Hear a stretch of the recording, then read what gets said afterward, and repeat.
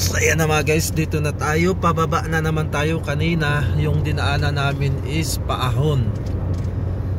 Ay ngayon dito pababa na naman tayo mga guys. Yan, oh.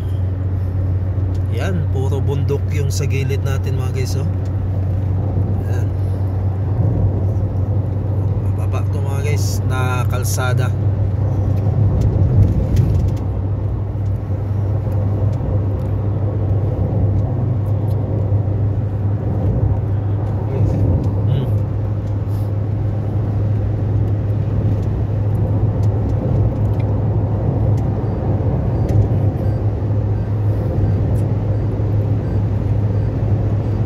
Ito yung kalsada ng mga dinaanan namin mga guys. Lagi lang ganito.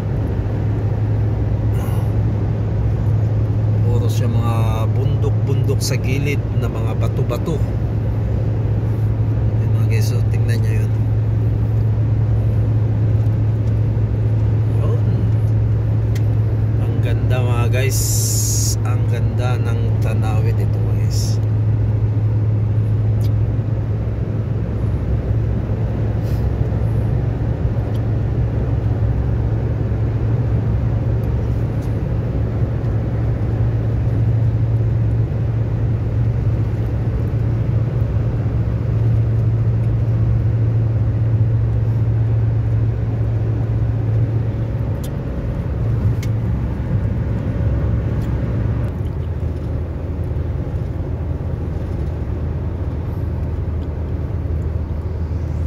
Ayan mga guys, ang ganda, sarap sa mata tingnan mga guys.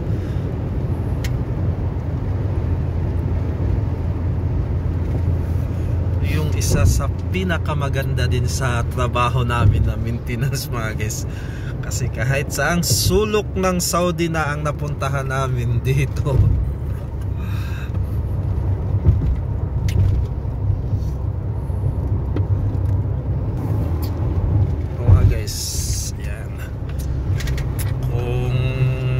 mahilig ka sa adventure, sa mga travel, ito yung pinakamagandang part din ng Saudi mga guys. Ito siya.